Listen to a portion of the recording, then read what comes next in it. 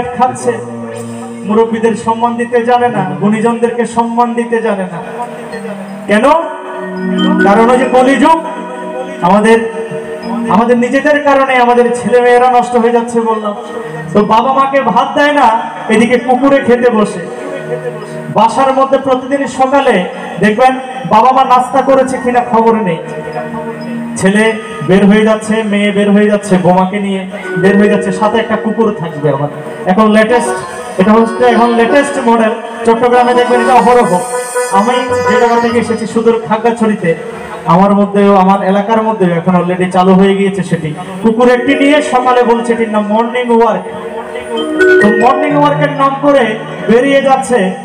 না, আমি কুকুর পালতে আবার নিষেধ করছি না, কারণ জীবে প্রেম করে যেজন সেজন সেবিছে ঈশ্বর রামকৃষ্ণ পরমহংসদেব বলছেন। কিন্তু আপনি আপনার কুকুরকে খাওয়ালেন আর পাড়ার বাকি 5টা কুকুর আপনার দিকে তাকিয়ে থাকলো, সেটি তো জীব সেবা হলো না। আমি সেটাই বলতে চাচ্ছি। তো কুকুরে ভাত, মা বাবাকে ভাত দেয় না, কুকুরে খেতে বসে। তা মা বাবার খবর নিতে হবে মা। সেজন্য বলছি, গীতা পাঠ যদি আপনার ছেলে মেয়েরা যদি করে, তার মধ্যে এমন এক মনুষ্যত্ব জাগ্রত হবে, সে কোনোদিনও আপনাকে কোনোদিনও অপমান জনক কোনো কথা কিন্তু সে বলতে পারবে না। তো শুধু তাই নয়, আবার কি বলছে দেখুন, এমন কিছু মানুষ আছে আমাদের বিশ্ব চরাচরে যাদের হৃদয় মাঝে নোংরা আছে কিন্তু ভদ্রবেশে ঘোরে। এমন কিছু মানুষও আছে, আমাদেরও আছে না? হৃদয় মাঝে কিন্তু নোংরা, কিন্তু দেখুন চলন বলন একেবারে হাইফাই, একদম কোট টোট টাই পরে একদম ফিটিং। তো ভদ্রবেশে ঘোরাফেরা করছে। মানুষের অমানুষের মধ্যে পার্থক্য দেখুন, কোনো পার্থক্য নেই, বুঝতে পারবেন না আপনার পাশে অমানুষ বসে রয়েছে নাকি মানুষ বসে রয়েছে। দেখতে কিন্তু চেহারাটা অবিকল মানুষের মতোই, ভিতরটা কিন্তু নোংরা। তো এদের থেকে আমাদের সাবধান হতে হবে। তো আবার বলছে কি দেখুন, ভদ্রবেশে ঘুরলে পরে কখনো মানুষ বলে না, মানুষ বলে তাকে যার হয়েছে জ্ঞানের চেতনা। তো আমার সতী সজ্জন মন্ডলী, আবার ভক্ত বলছে ও হে জীব কেন তোমরা অসৎ সঙ্গ করো? মানুষ যদি হতে চাও তাহলে সৎ সঙ্গ করো। কত সুন্দর কথা বলি। আমার লক্ষ্য করবেন, সমুদ্রের জল, আবার নদীর জল, পুকুরের জল, টিউবওয়েলের জল, আবার নর্দমার জল, এগুলো সবই তো জল আমার, তাই না? তো এই জল সবগুলো কি আমাদের খাওয়ার উপযোগী? দেখবেন আমরা টিউবওয়েলের জল আমরা পান করি ঠিকই, কিন্তু আমার নর্দমার জল কিন্তু আমরা পান করতে পারি না। কেন? কারণ নর্দমার জল হচ্ছে ময়লা, সেটি আমাদের পান করার উপযোগী না। তদ্রূপ আপনি আবার দেখবেন,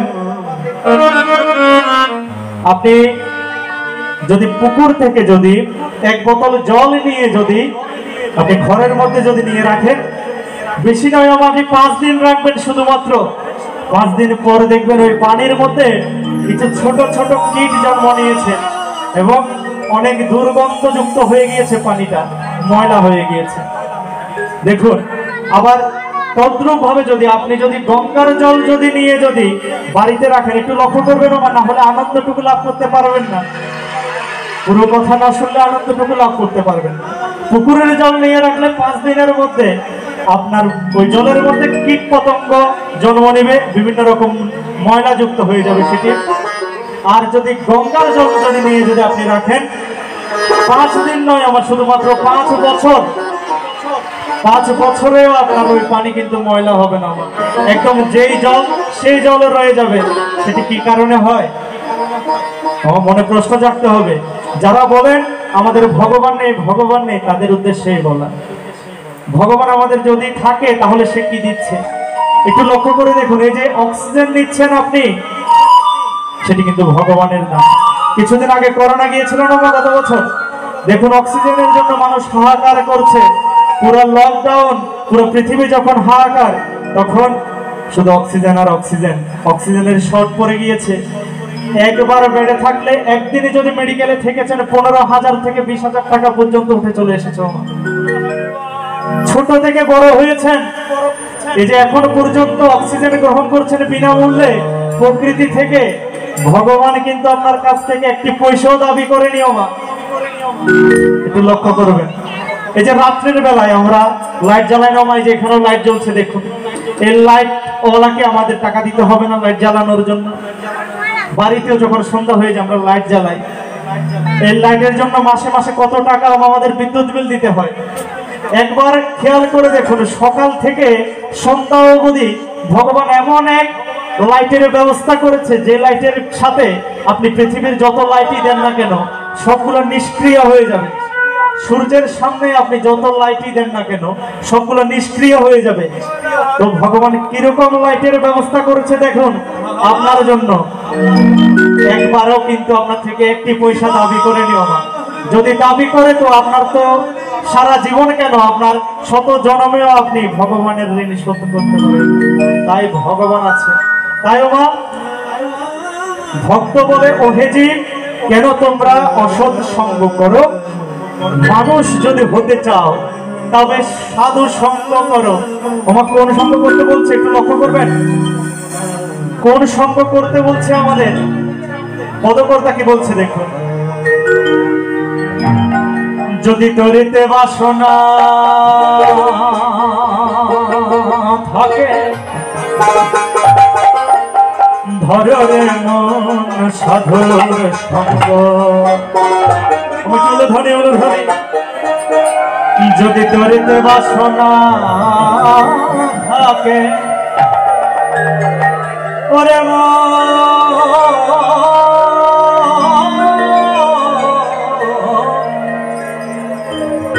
যদি তরিতে বাসনা থাকে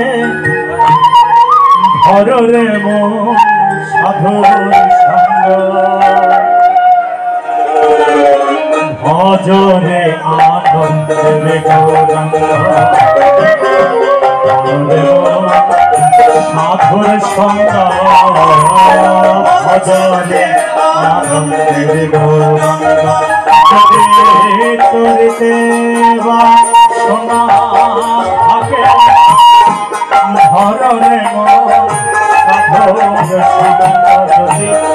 যদি তরিতে বাসনা থাকে ধরে মন সাধুর সঙ্গ। ভজরে আনন্দের গৌরাঙ্গ ধরে মন সাধুর সঙ্গ। ভজরে আনন্দের গৌরাঙ্গ।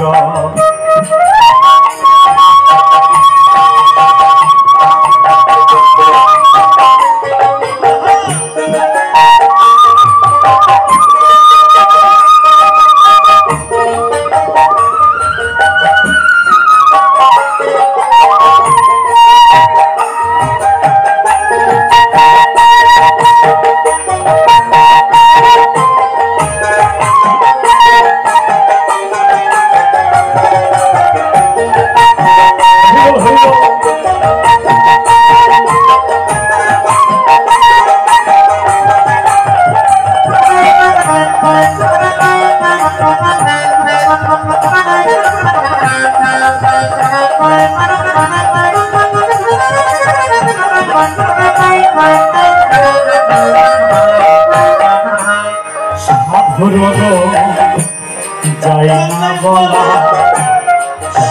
হচ্ছে অন্তর খোলা। সাধুর হচ্ছে অন্তর খোলা। সাধুর দর্শনে যায় মনের ময়লা।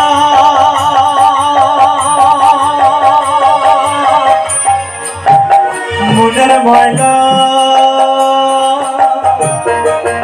মনের ময়লা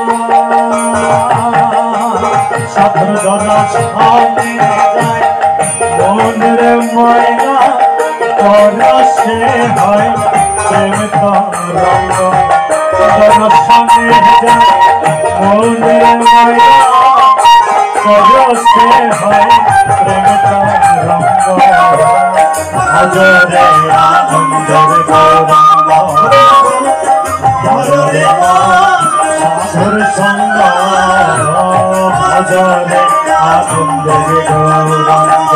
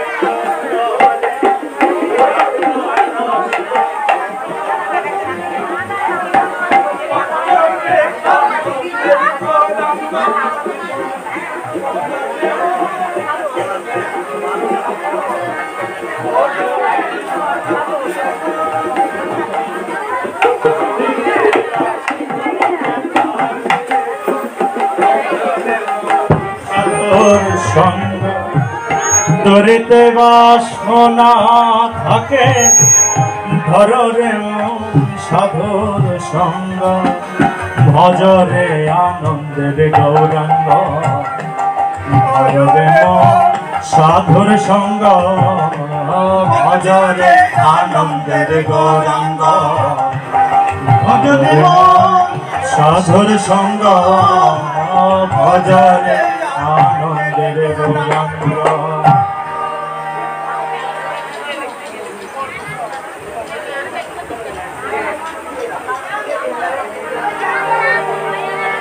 শুধু সজ্জন মন্ডলী সাধু মহাজন বলছেন, দেখুন সমুদ্রের জল যদি কলসিতে ভরি, সমুদ্রের বালি যদি গুনিবারে পারি, যদি বা গুনিতে পারি আকাশের তারা, যদি বা গুনিতে পারি বরিশার ধারা, মরিচের চূর্ণ যদি পরিমাণে করি, তথাপি ঠাকুরের গুণকীর্তন বর্ণিতে নাহি পারি।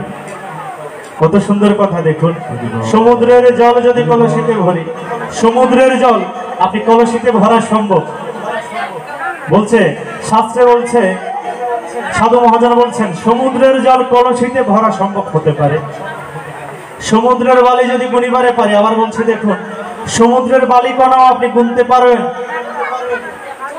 আবার বলছে যদি বা গুনিতে পারি আকাশের তারা, কাউকে যদি দাঁড় করিয়ে দেন রাত্রিবেলায় আকাশের তারা গোনার জন্য, সে কিন্তু 1 2 3 4 করে গোনা শুরু করে দিবে, পারুক আর না পারুক চেষ্টা কিন্তু করবে। আবার বলছে যদি বা গুনিতে পারি বরিশার ধারা, আছে এই লাবণ্যমুখর পরিবেশে, এখানে যদি মা না করুক, এখানে যদি আজ যদি বৃষ্টি হয়, তাহলে দেখুন কাউকে যদি দাঁড় করিয়ে দেন কয় ফোঁটা বৃষ্টি হলো, সে কিন্তু গুনবে 1 2 3 4 করে করে গুনতে থাকবে সে। তো মরিচের চূর্ণ যদি পরিমাণ করি, তথাপি ঠাকুরের গুণকীর্তন বর্ণিতে নাহি পারে। শাস্ত্র বলছে পৃথিবীর এমন কোন অসাধ্য কর্ম নাই যা মানুষের দ্বারা সম্ভব নয়। আমার লক্ষ্য করবেন একটু, শাস্ত্র বলছে পৃথিবীর এমন কোনো অসাধ্য কর্ম নাই যা মানুষ প্রচেষ্টার দ্বারা তার সাধন করতে পারে না। আবার শাস্ত্র বলছে এই লীলা গুণকর্তা বর্ণন করতে গেলে, ভগবানের গুণকথা যদি আপনি বর্ণন করতে যান, এমন এক শক্তিধরের শক্তির প্রয়োজন, এমন এক শক্তিধরের শক্তির প্রয়োজন যার শক্তির দ্বারা ভগবত লীলা পরিবেশন করা সম্ভব। তাহলে সেই শক্তিমানকে, এবং এই পৃথিবীতে সব থেকে তিনি হলেন বলশালী, তিনি হলেন শক্তিমান, তিনি হলেন প্রভাবশালী, তিনি সবকিছুর মালিক। তিনি হচ্ছেন কে? আমার লক্ষ্য করবেন, পদকর্তা বলছে গিরি ধারি গোপাল, একটু অনুধ্বনি, অনুধ্বনি।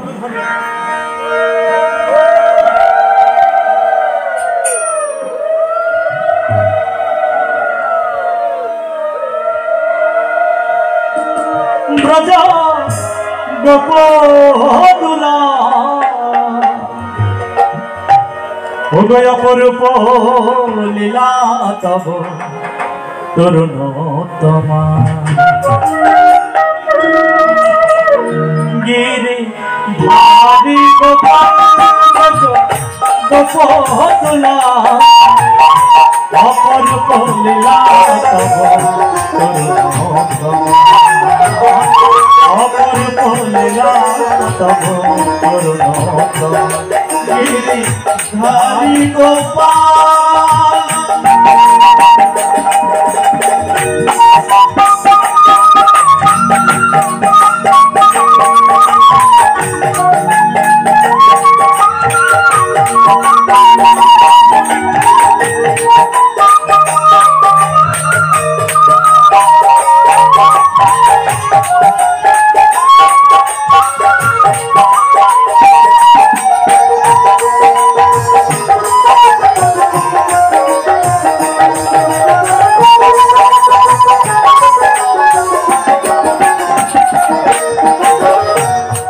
সবার কাছে তুমি চির নিরূপম, শ্রীরাধার হৃদয়ে প্রেমের কৃপা,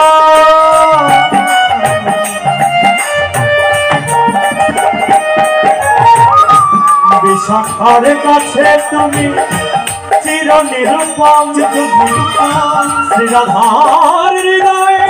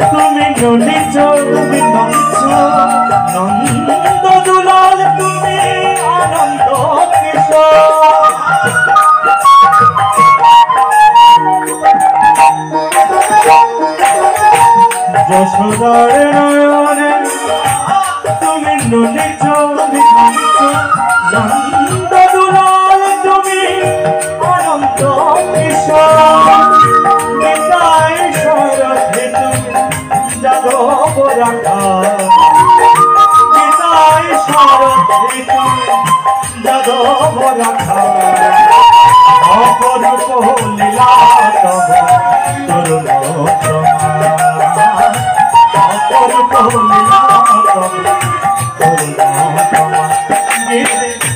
হরি গোপাল হরি গোপাল রসগোল্লা অপরূপ লীলা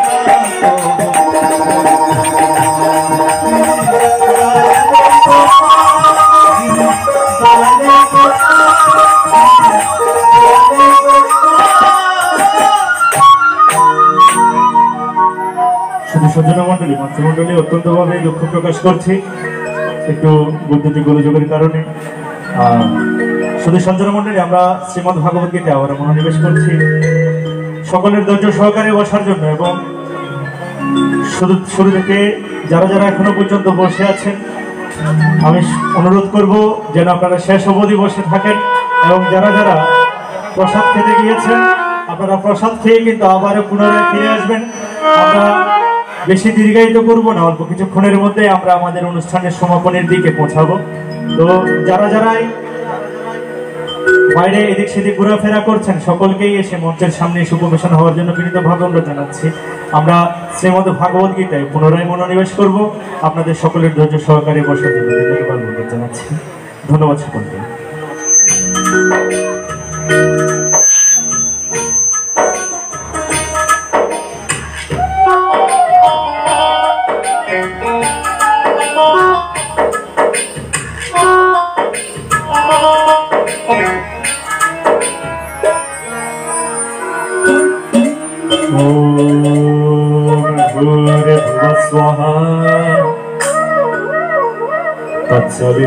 तत्सवितुर्वरेण्यं भर्गदेवस्य धीमहि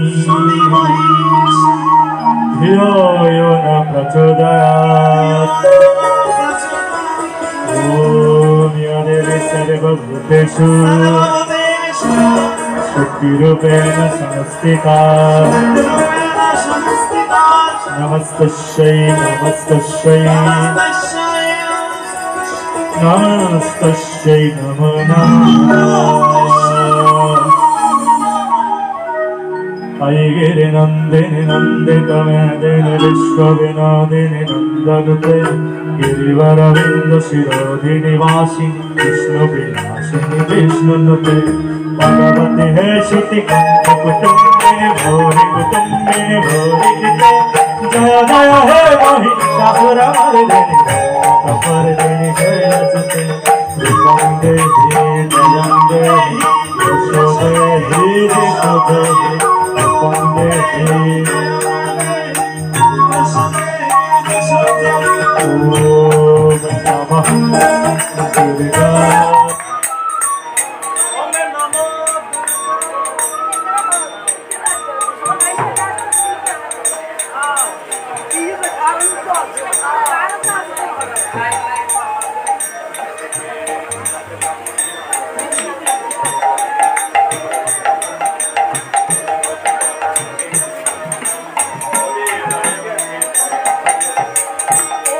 नमः शिवाय ओम नमः शिवाय ओम नमः शिवाय ओम नमः शिवाय नमः जगततं तत्र देवस्मि नमो दोषदा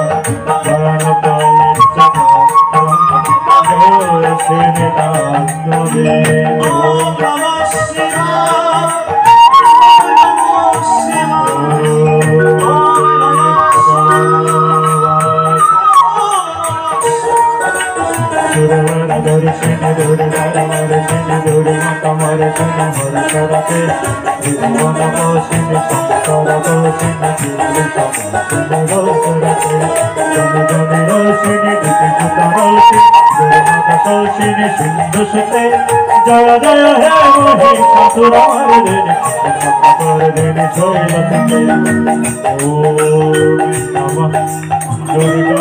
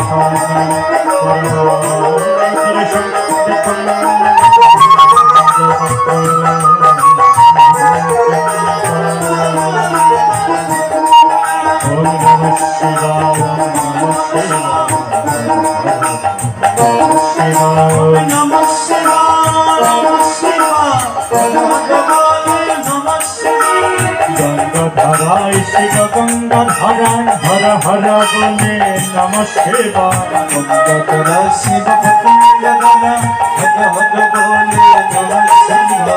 बोले नमः शिवाय नमः शिवाय हर हर बोले नमः शिवाय नमः शिवाय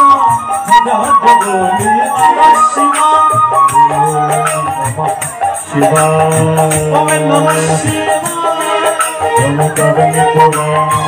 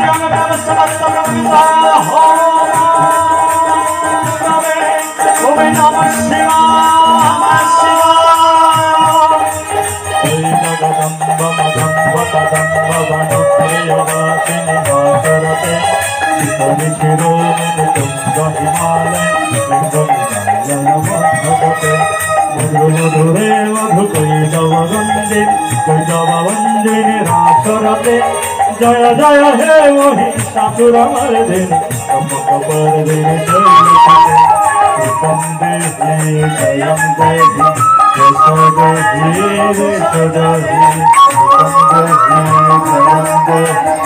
यशो देहि यशो देहि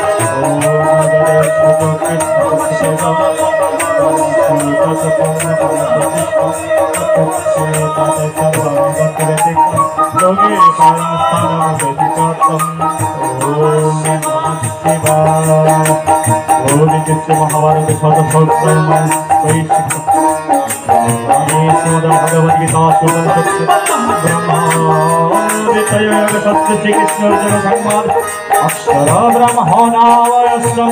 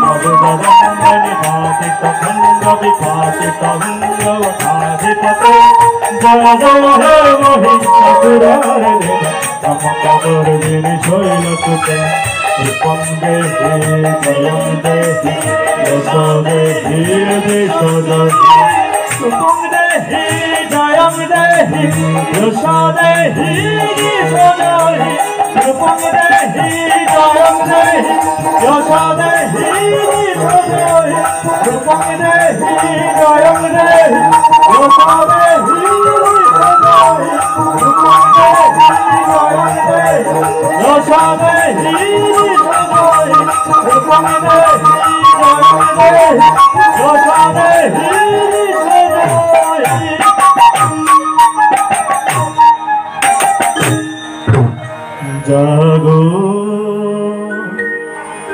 তুমি জাগো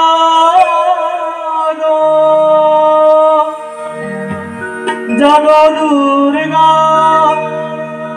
জাগো দশ প্রহরণ ধারিণী অভয়া শক্তি বল প্রদায়িনী তুমি জাগো জাগো তুমি জাগো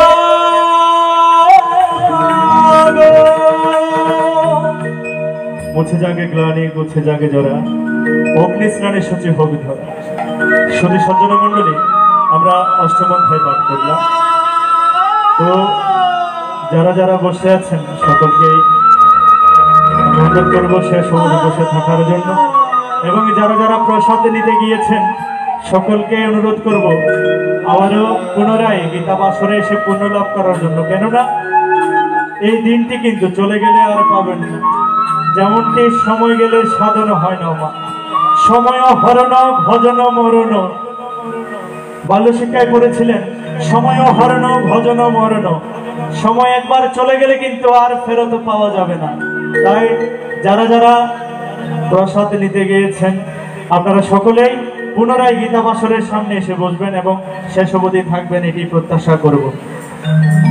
শ্রীমদ্ ভাগবত গীতার অষ্টম অধ্যায়ে দেখুন একটি কথাই বোঝানোর চেষ্টা করছে। শ্রীমদ্ ভাগবত গীতার অনেকগুলো কথা রয়েছে, তার মধ্যে একটি কথাই অতীব গুরুত্বপূর্ণ।